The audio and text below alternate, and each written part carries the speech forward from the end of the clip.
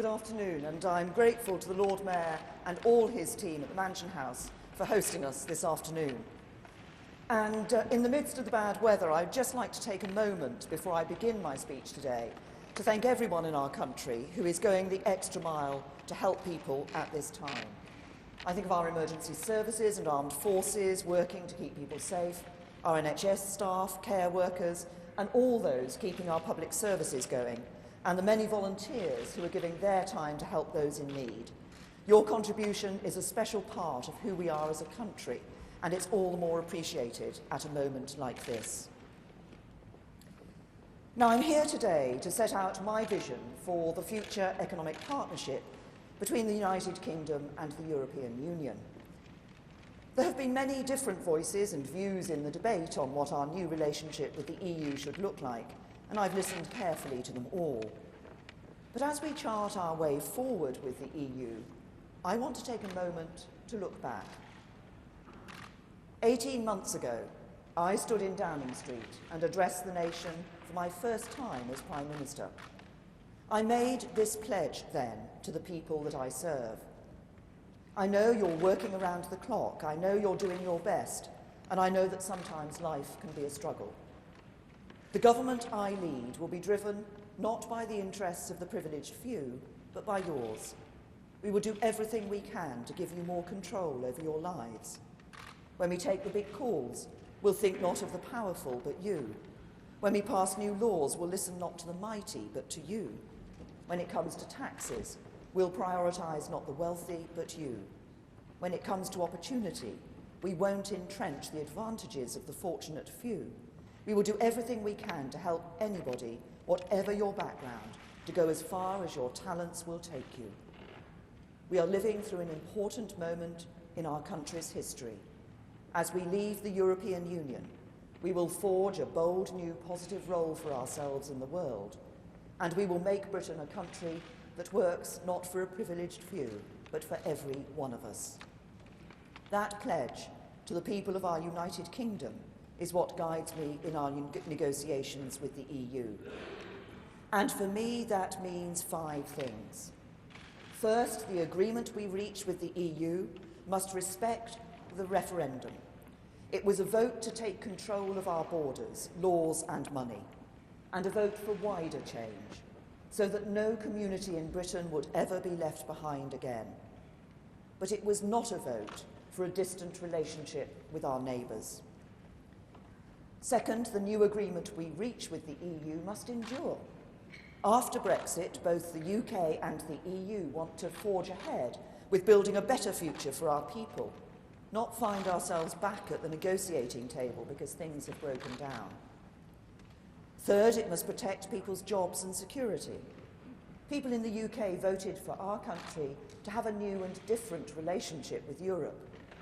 But while the means may change, our shared goals surely have not: to work together to grow our economies and keep our people safe. Fourth, it must be consistent with the kind of country we want to be as we leave: a modern, open, outward-looking, tolerant European democracy. A nation of pioneers, innovators, explorers and creators. A country that celebrates our history and diversity, confident of our place in the world, that meets its obligations to our near neighbours and far-off friends, and is proud to stand up for its values. And fifth, in doing all of these things, it must strengthen our union of nations and our union of people. We must bring our country back together, taking into account the views of everyone who cares about this issue from both sides of the debate. As Prime Minister, it is my duty to represent all of our United Kingdom: England, Scotland, Wales and Northern Ireland, north and south, from coastal towns and rural villages to our great cities.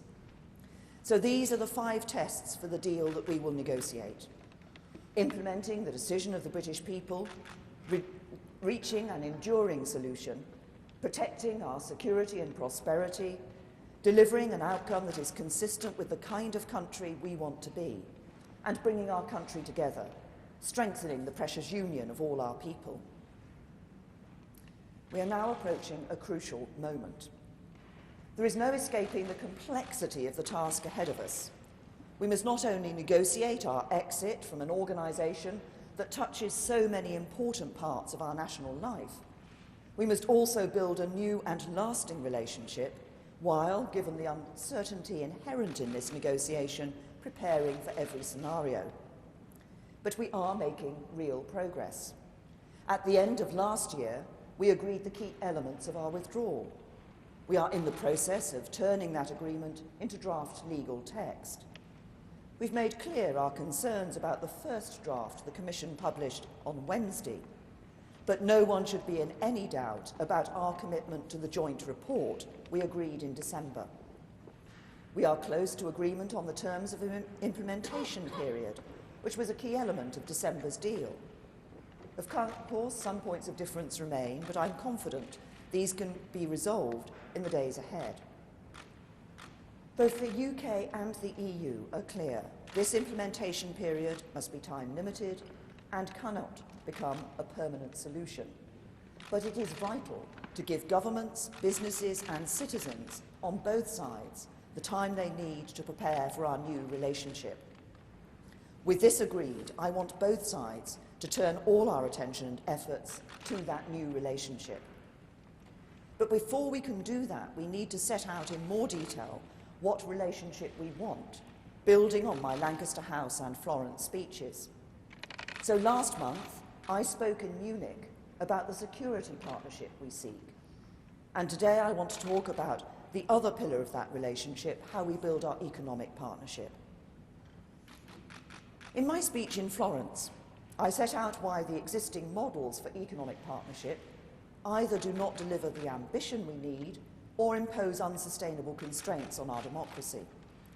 For example, the Norway model, where we would stay in the single market, would mean having to implement new EU legislation automatically and in its entirety, and would also mean continued free movement.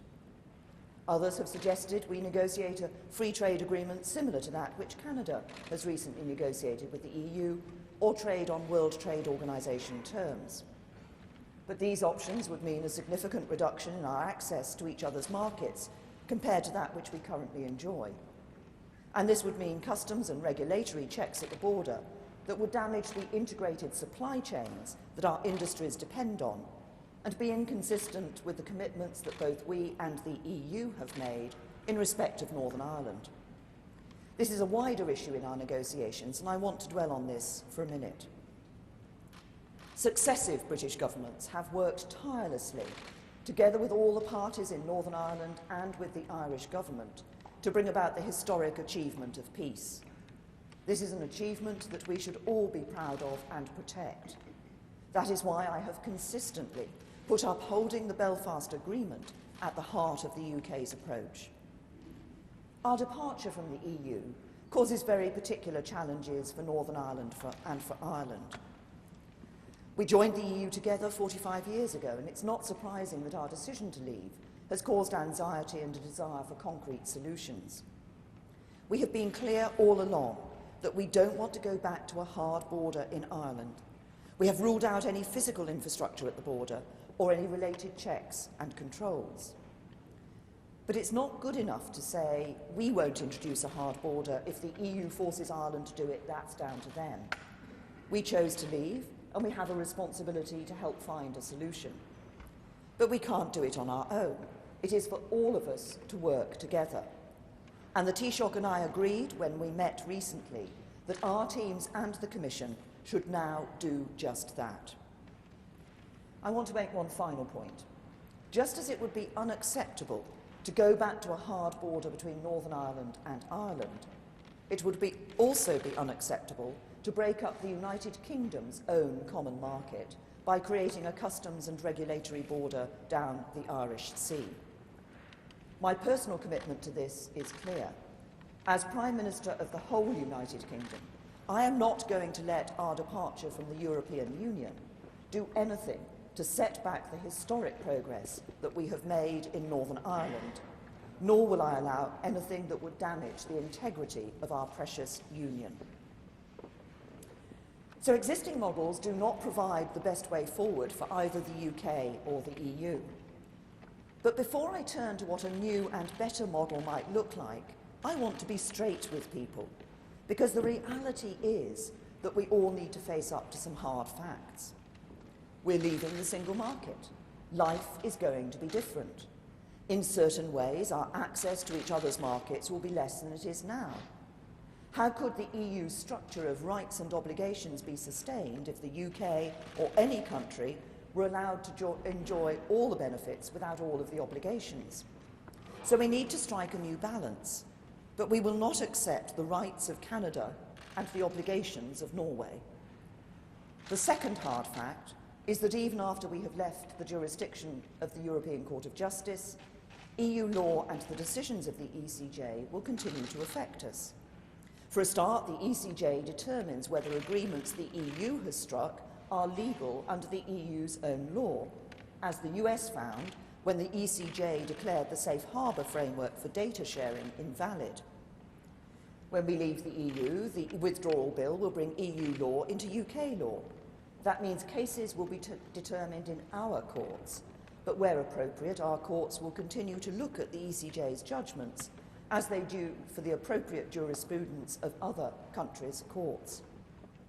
And if, as part of our future partnership, Parliament passes an identical law to the EU law, it may make sense for our courts to look at the appropriate ECJ judgments so we both interpret those laws consistently.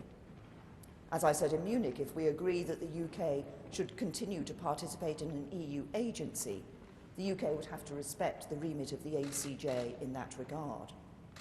But in the future, the EU treaties and hence EU law will no longer apply in the United Kingdom. The agreement we reach must therefore respect the sovereignty of both the UK and the EU's legal orders. That means the jurisdiction of the ECJ in the UK must end. It also means the ultimate arbiter of disputes about our future partnership cannot be the court of either party. The next hard fact is this: if we want good access to each other's markets, it has to be on fair terms. As with any trade agreement, we must accept the need for binding commitments. For example, we may choose to commit some areas of our regulations, like state aid and competition, to remaining in step with the EU's. The UK drove much of the policy in this area, and we have much to gain from maintaining proper disciplines on the use of subsidies and on anti-competitive practices. Furthermore, as I said in Florence, we share the same set of fundamental beliefs: a belief in free trade, rigorous and fair competition, strong consumer rights, and that trying to beat other countries' industries by unfairly subsidising one's own is a serious mistake. And in other areas, like workers' rights or the environment, the EU should be confident that we will not engage in a race to the bottom in the standards and protections we set. There is no serious political constituency in the UK which would support this, quite the opposite. Finally, we need to resolve the tensions between some of our key objectives. We want the freedom to negotiate trade agreements with other countries around the world. We want to take back control of our laws. We also want as frictionless a border as possible between us and the EU, so that we don't damage the integrated supply chains our industries depend on, and don't have a hard border between Northern Ireland and Ireland. But there are some tensions in the EU's position too, and some hard facts for them to face as well. The Commission has suggested that the only option available to the UK is an off-the-shelf model. But at the same time, they have also said that in certain areas none of the EU's third country agreements would be appropriate. And the European Council's guidelines aspire to a balanced, ambitious and wide-ranging deal with common rules in a number of areas to ensure fair and open competition. This would not be delivered by a Canada-style deal which would not give them the breadth or depth of market access that they want. And it's hard to see how it would be in the EU's interests for the UK's regulatory standards to be as different as Canada's. Finally, we both need to face the fact that this is a negotiation, and neither of us can have exactly what we want. But I am confident that we can reach agreement. We both want good access to each other's markets, we want competition between us to be fair and open, and we want reliable, transparent means of verifying we are meeting our commitments and resolving disputes. But what is clear is that for us both to meet our objectives, we need to look beyond the precedents and find a new balance. As on security, what I am seeking is a relationship that goes beyond the transactional to one where we support each other's interests. So I want the broadest and deepest possible partnership, covering more sectors and cooperating more fully than any free trade agreement anywhere in the world today. And as I will go on to describe, we will also need agreements in a range of areas covering the breadth of our relationship. And I believe this is achievable because it is in the EU's interests as well as ours. The EU is the UK's biggest market, and of course the UK is also a big market for the EU. And furthermore, we have a unique starting point, where on day one we both have the same laws and rules. So rather than having to bring two different systems closer together, the task will be to manage the relationship once we are two separate legal systems. To do so and to realise this level of ambition, there are 5 foundations that must underpin our trading relationship. First, our agreement will need reciprocal binding commitments to ensure fair and open competition.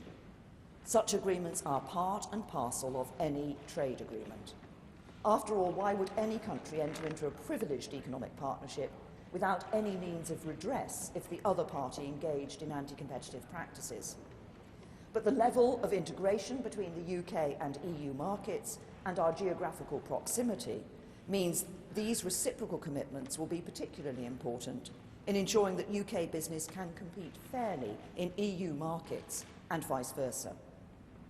A deep and comprehensive agreement with the EU will therefore need to include commitments reflecting the extent to which the UK and EU economies are entwined. Second, we will need an arbitration mechanism that is completely independent, something which again is common to free trade agreements. This will ensure that any disagreements about the purpose or scope of the agreement can be resolved fairly and promptly. Third, given the close relationship we envisage, we will need to have an ongoing dialogue with the EU and to ensure we have the means to consult each other regularly. In particular, we will want to make sure our regulators continue to work together as they do with regulators internationally. This will be essential for everything from getting new drugs to patients quickly to maintaining financial stability. We start from the place where our regulators already have deep and long-standing relationships, so the task is maintaining that trust, not building it in the first place. Fourth, we will need an arrangement for data protection. I made this point in Munich in relation to our security relationship, but the free flow of data is also critical for both sides in any modern trading relationship too. The UK has exceptionally high standards of data protection, and we want to secure an agreement with the EU that provides the stability and confidence for EU and UK businesses and individuals to achieve our aims in maintaining and developing the UK's strong trading and economic links with the EU. That is why we'll be seeking more than just an adequacy arrangement and want to see an appropriate ongoing role for the UK's Information Commissioner's Office.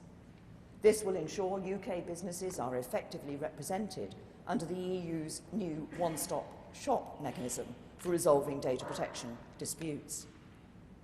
And fifth, we must maintain the links between our people.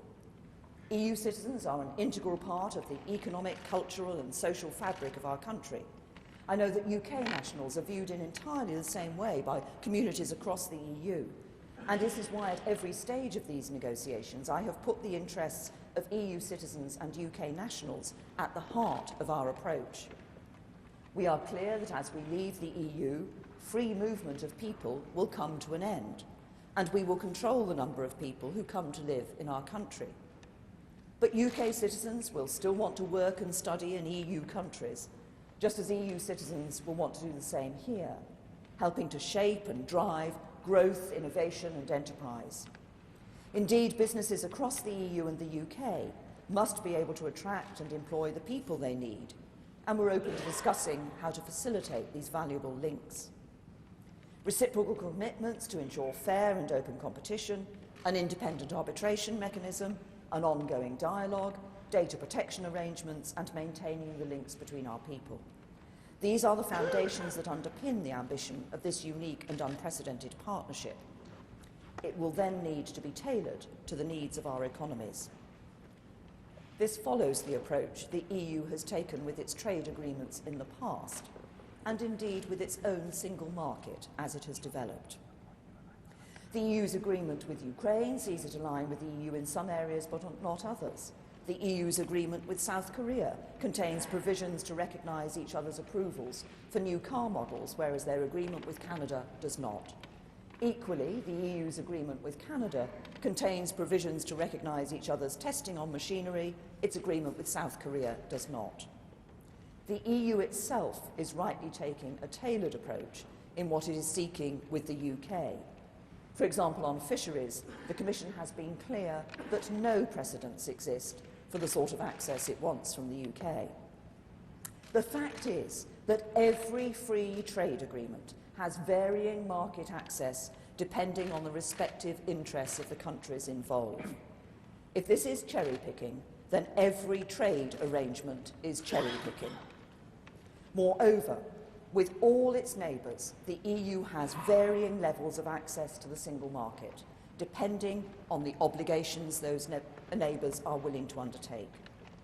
What would be cherry-picking would be if we were to seek a deal where our rights and obligations were not held in balance. And I've been categorically clear that that is not what we're going to do. I think it is pragmatic common sense that we should work together to deliver the best outcome for both sides.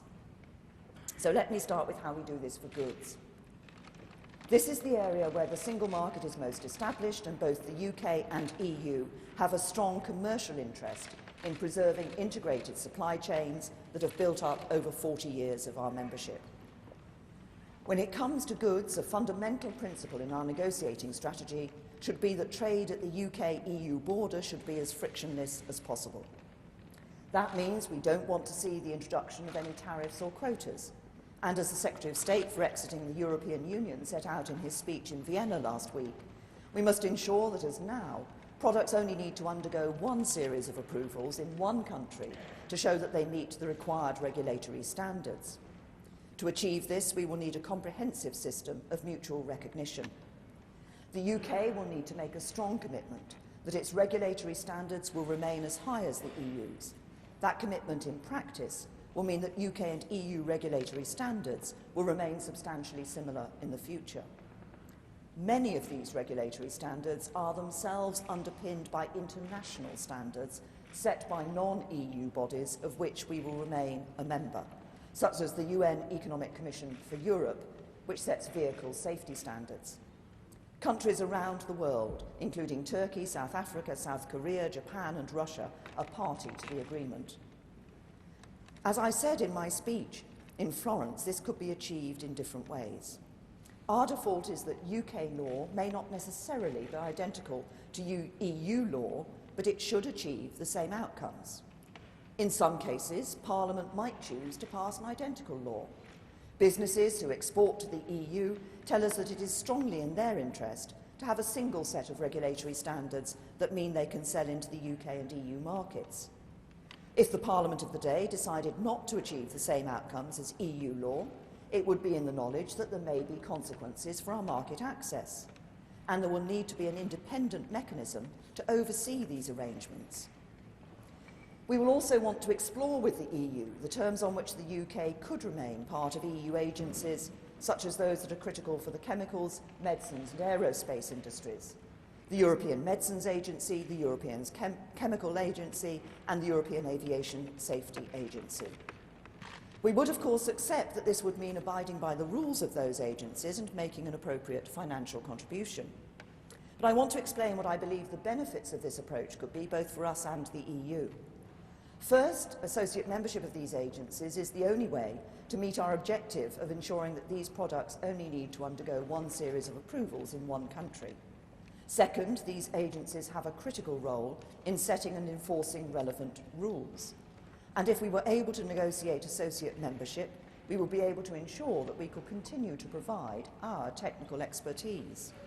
Third, associate membership could permit UK firms to resolve certain challenges related to the agencies through UK courts rather than the ECJ. For example, in the case of Switzerland, associate membership of the European Aviation Safety Agency means that airworthiness certifications are granted by its own aviation authority and disputes are resolved through its courts. Without its membership, Swiss airlines would need to gain their certifications through another member state or through the agency, and any dispute would need to be resolved through the ECJ. Fourth, it would bring other benefits too. For example, membership of the European Medicines Agency would mean investment in new innovative medicines continuing in the UK, and it would mean these medicines getting to patients faster as firms prioritise larger markets when they start the lengthy process of seeking authorisations. But it would also be good for the EU, because the UK regulator assesses more new medicines than any other member state, and the EU would continue to access the expertise of the UK's world-leading universities. And of course, Parliament would remain ultimately sovereign. It could decide not to accept these rules, but with consequences for our membership of the relevant agency and linked market access rights.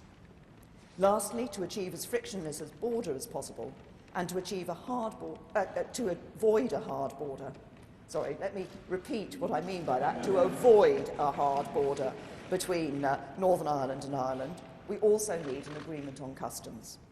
The UK has been clear it is leaving the customs union. The EU has also formed a customs union with some other countries, but those arrangements, if applied to the UK, would mean the EU setting the UK's external tariffs, being able to let other countries sell more into the UK without making it any easier for us to sell more to them, or the UK signing up to the common commercial policy. That would not be compatible with a meaningful independent trade policy. It would mean we had less control than we do now over our trade in the world.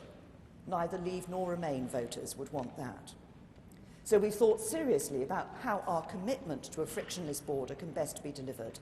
And last year we set out two potential options for our customs arrangement. Option one is a customs partnership between the UK and the EU. At the border, the UK would mirror the EU's requirements for imports from the rest of the world, applying the same tariffs and the same rules of origin as the EU for those goods arriving in the UK and intended for the EU. By following this approach, we would know that all goods entering the EU via the UK pay the right EU duties, removing the need for customs processes at the UK-EU border. But importantly, we would put in place a mechanism so that the UK would also be able to apply its own tariffs and trade policy for goods intended for the UK market. As we've set out previously, this would require the means to ensure that both sides can trust the system and a robust enforcement mechanism. Option two would be a highly streamlined customs arrangement, where we would jointly agree to implement a range of measures to minimise frictions to trade, together with specific provisions for Northern Ireland.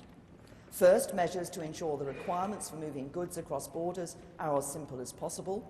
This means we should continue to waive the requirement for entry and exit declarations for goods moving between the UK and the EU, and we should allow goods moving between the UK and the rest of the world to travel through the EU without paying EU duties, and vice versa. Second, measures to reduce the risk of delays at ports and airports, for example, recognising each other's trusted traders schemes and drawing on the most advanced IT solutions so that vehicles do not need to stop at the border. Third, we should continue our cooperation to mitigate customs duty and security risks. And fourth, measures to reduce the cost and burden of complying with customs administrative requirements, including by maximising the use of automation. And recognising the unique circumstances in Northern Ireland and our shared commitments to avoiding a hard border, we should consider further specific measures. 80% of north-south trade is carried out by micro, small and medium-sized businesses. So for smaller traders, who as members of the community are most affected, but whose economic role is not systemically significant for the EU market, we would allow them to continue to operate as they do currently, with no new restrictions. And for larger traders, we would introduce streamlined processes, including a trusted trader scheme that would be consistent with our commitments. Both of these options for our future customs arrangement would leave the UK free to determine its own tariffs with third countries, which would simply not be possible in a customs union. Now, I recognise that some of these ideas depend on technology, robust systems to ensure trust and confidence, as well as goodwill, but they are serious and merit consideration by all sides. So to conclude on goods, a fundamental principle in our negotiating strategy is that trade at the UK-EU border should be as frictionless as possible, with no hard border between Northern Ireland and Ireland. We believe this can be achieved via a commitment to ensure that the relevant UK regulatory standards remain at least as high as the EU's and a customs arrangement. We recognise this would constrain our ability to lower regulatory standards for industrial goods, but in practice we are unlikely to want to reduce our standards, not least because the British public would rightly punish any government that did so at the ballot box. This approach to trade in goods is important for agriculture, food and drinks, but here other considerations also apply. We're leaving the Common Agricultural Policy and will want to take the opportunity that brings to reform our agriculture and fisheries management. The UK has among the highest environmental and animal welfare standards of any nation on earth. As we leave the EU, we will uphold environmental standards and go further to protect our shared natural heritage. And I fully expect that our standards will remain at least as high as the EU's. But it will be particularly important to secure flexibility here to ensure we can make the most of the opportunities presented by our withdrawal from the EU for our farmers and exporters. We're also leaving the common fisheries policy. The UK will regain control over our domestic fisheries management rules and access to our waters. But as part of our economic partnership, we want to continue to work together to manage shared stocks in a sustainable way and to agree reciprocal access to waters and a fairer allocation of fishing opportunities for the UK fishing industry.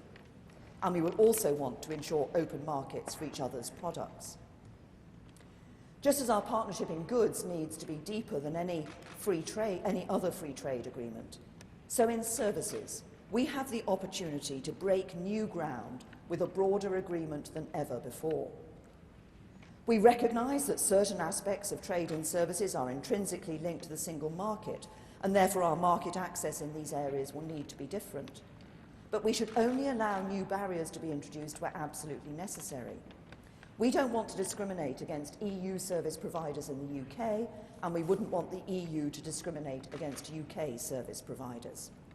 So we want to limit the number of barriers that could prevent UK firms from setting up in the EU and vice versa, and agree appropriate labour mobility framework that enables UK businesses and self-employed professionals to travel to the EU to provide services to clients in person, and that allows UK businesses to provide services to the EU over the phone or the internet. And we want to do the same for EU firms providing services to the UK. And given that UK qualifications are already recognised across the EU and vice versa, it would make sense to continue to recognise each other's qualifications in the future. There are two areas which have never been covered in a free trade agreement in any meaningful way before: broadcasting and, despite the EU's own best efforts in the Transatlantic Trade and Investment Partnership, financial services. But we have some ideas for how we can do this, and it's in all our interest to explore these. On broadcasting, we recognise that we cannot have exactly the same arrangements with the EU as we do now. Currently, because of the country of origin principle, a company based in the UK can be licensed by Ofcom and broadcast into any EU member state and vice versa. The relevant directive will not apply to the UK as we leave the EU, and relying solely on precedents will hurt consumers and businesses on both sides. The UK's creative hub leads to the development of products that European consumers want. The UK currently provides around 30% of the channels available in the EU, but equally many UK companies have pan-European ownership, and there are 35 channels and on-demand services which are offered in the UK but licensed in the EU.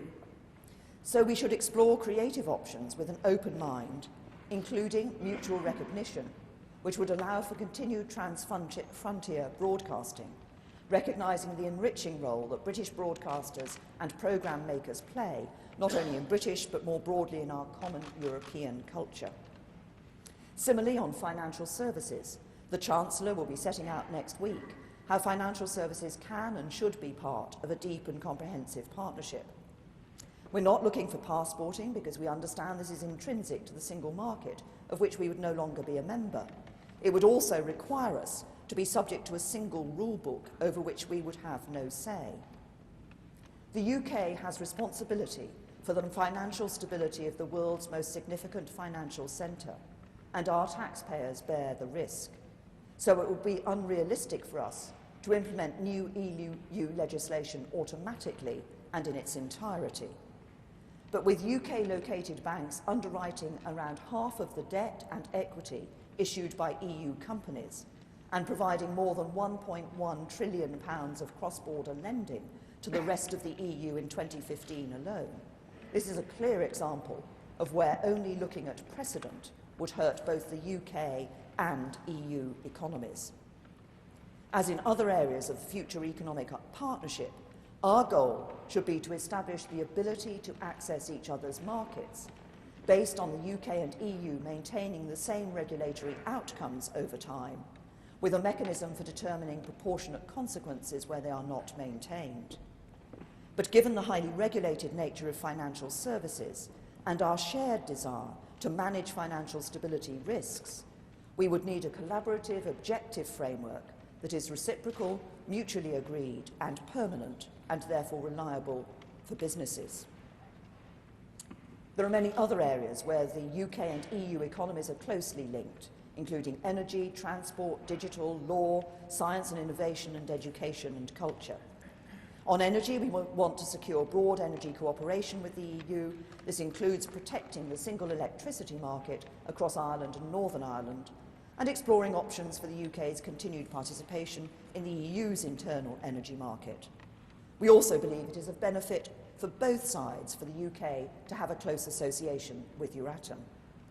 On transport, we will want to ensure the continuity of air, maritime and rail services, and we will want to protect the rights of road hauliers to access the EU market and vice versa.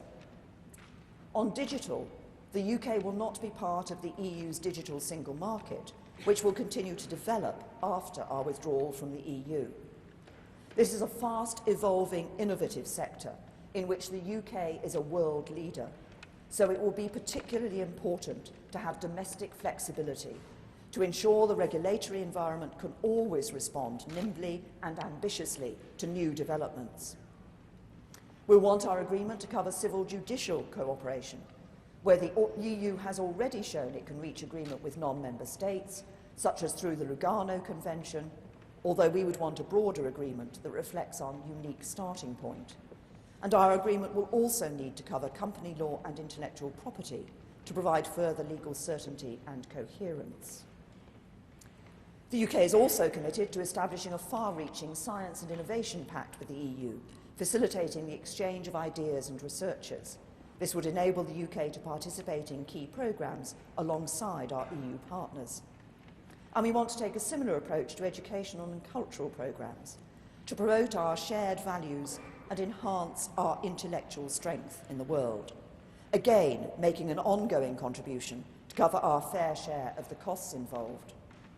In all these areas, bold and creative thinking can deliver new agreements that are in the very best interests of all our people, both in the UK and across the EU. And in the face of a worrying rise in protectionism, I believe such agreements can enable us to set an example to the world. For the world is watching. We should not think of our leaving the EU as marking an ending, as much as a new beginning for the United Kingdom and our relationship with our European allies. Change is not to be feared, so long as we face it with a clear-sighted determination to act for the common good. Nor is Brexit an end in itself. Rather, it must be the means by which we reaffirm Britain's place in the world and renew the ties that bind us here at home. And I know that the United Kingdom I treasure can emerge from this process a stronger, more cohesive nation. A United Kingdom which is a cradle for innovation, a leader in the industries of the future, a champion of free trade based on high standards, a modern, outward-looking, tolerant country, proud of our values and confident of our place in the world. This is an optimistic and confident future which can unite us all. A global Britain which thrives in the world by forging a bold and comprehensive economic partnership with our neighbours in the EU and reaches out beyond our continent to trade with nations across the globe. The approach that I have set out today would implement the referendum result, provide an enduring solution, protect our security and prosperity, help us build the kind of country we want to be, and bring our country together by commanding the confidence of those who voted Leave and those who voted Remain. It is an approach to deliver for the whole of our United Kingdom and our wider family of overseas territories. I am in no doubt that whatever agreement we reach with the EU, our future is bright. The stability and continuity of centuries of self-government, our commitment to freedom under the rule of law, our belief in enterprise and innovation, but above all the talent and genius of all our people, and especially our young people, are the seeds of our success in the future, as they have been the guarantors of our success in the past. I look forward to discussing our future partnership with our European friends, because although we are leaving the EU, and in that regard we will become separate, we are all still European and will stay linked by the many ties and values we have in common. And because it is only by working together that we will find solutions that work for all our peoples. Yes, there will be ups and downs in the months ahead. As in any negotiation, no one will get everything they want. We will not be buffeted by the demands to talk tough or threaten a walkout, just as we will not accept the counsels of despair that this simply cannot be done. We will move forward by calm, patient discussion of each other's positions. It's my responsibility as Prime Minister to provide that leadership for our country at this crucial time. By following the course I have set out today, I am confident we will get there and deliver the right outcome for Britain and the EU. A generation from now, what will be remembered is not the rough and tumble of negotiation, but whether we reach an enduring solution cast in the interests of the people we are all here to serve. So my message to our friends in Europe is clear. We know what we want, we understand your principles, we have a shared interest in getting this right. So let's get on with it. Thank you.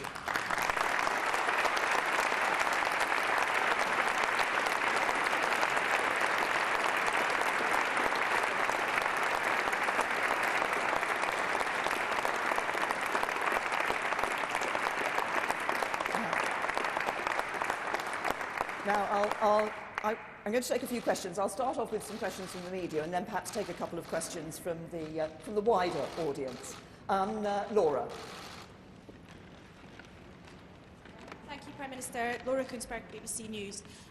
What you describe as hard facts could also be described as compromises, many of which seemed obvious many months ago.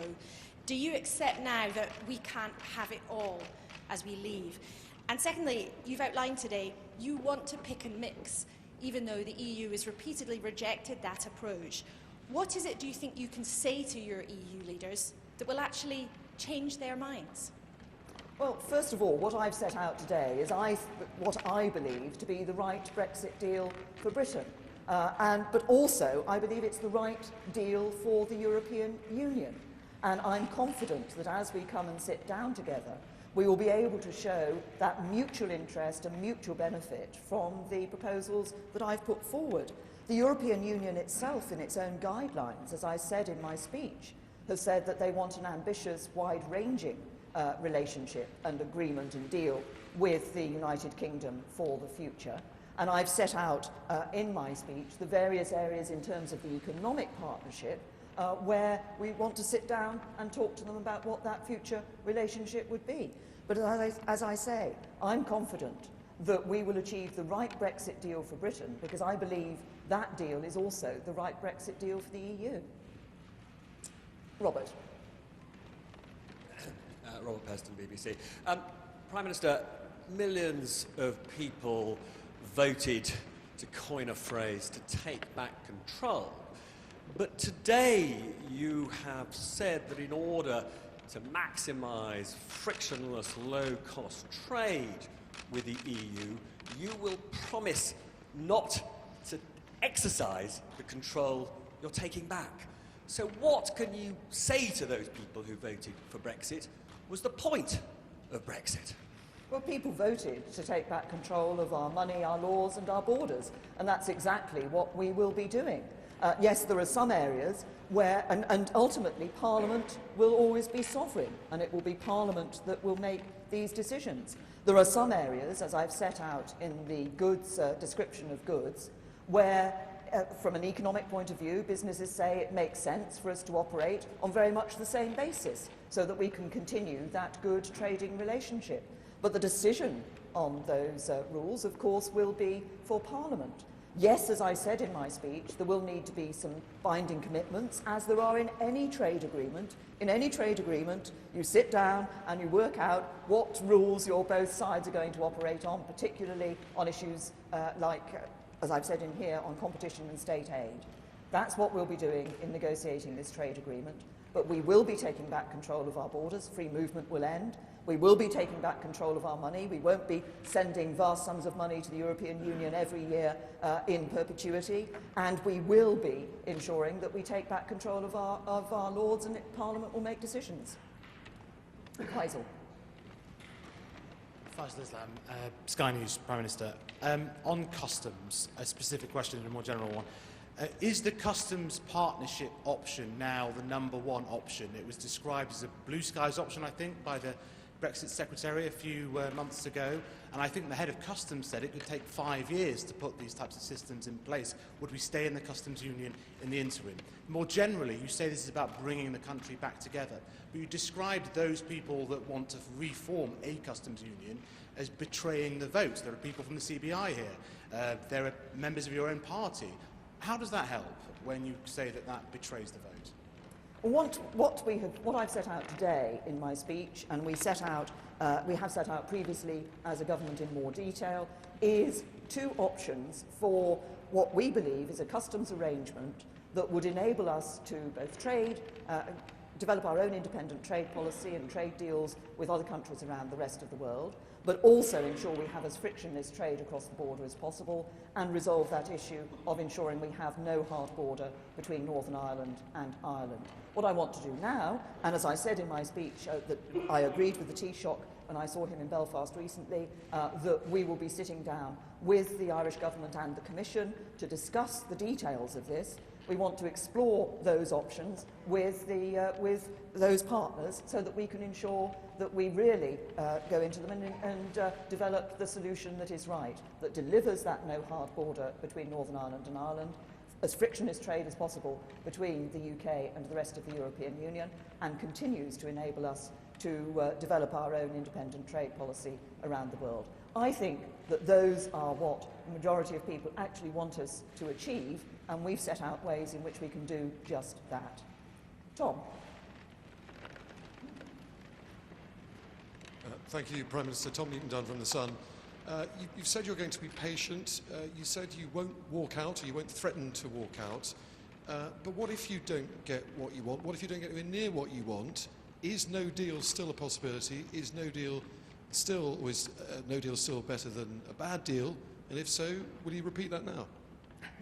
Yes, I've said before, I've said on many occasions that no deal is better than a bad deal. What I said in the very beginning of my speech is that one of the complexities as we go through this is we're not only negotiating on that future partnership, but we're also ensuring that we're preparing for all possible outcomes, because it is a negotiation, and that's only the right and sensible thing for us to do. But I'm confident, as I say, that I am confident in reaching a good deal, in reaching the right deal, because I believe that right deal is in the interests of both the United Kingdom and the European Union. I see Jason. Thank you. Jason Groves from the Daily Mail. some of your colleagues have been seeking sort of full autonomy over our laws after we leave. You're suggesting that's one of the, that may be impossible, that's a hard fact they'll have to swallow. Sorry, I couldn't quite hear the question, Jason. Can you hear me now? Yes. We're working. Some of your colleagues have suggested they want full autonomy over the UK's laws. You seem to be suggesting that won't be possible. And some of your colleagues in Cabinet see this as a bottom line, this speech that you've given today, rather than an opening position. Is it your bottom line, or could there be more hard facts to swallow in the future? When we look at the question of taking back control over our laws, it's very clear that Parliament will be sovereign, and it will be Parliament that will be determining our laws. I set out in my speech there are certain circumstances, as other countries have followed. If you look at the United States on the Safe Harbour framework, for example, they had an agreement with the European Union, but the European end of that, the EU end of that, is determined by the ECJ, and the ECJ took a decision that affected that agreement, but they came to another agreement. So what I was setting out was that the ECJ will still continue to have responsibility and a remit within the European Union, but the EU laws and the ECJ will no longer have jurisdiction in the UK, and it will be Parliament that will be making these decisions about our future. Anishka. Thank you, Anishka Astana from The Guardian. Prime Minister, you've admitted that there are going to be some difficult decisions and trade-offs ahead, and I think that makes it very important for us to understand what your priorities are, particularly among the 5 tests, one of which is prosperity. So what I want to ask is, if in the end negotiating a customs union with the European Union is shown to be the best way to protect the economy, in that situation, would British jobs trump new trade deals after Brexit? What I set out in the 5 tests is the 5 tests that we will be setting when we look in these negotiations at the future partnership.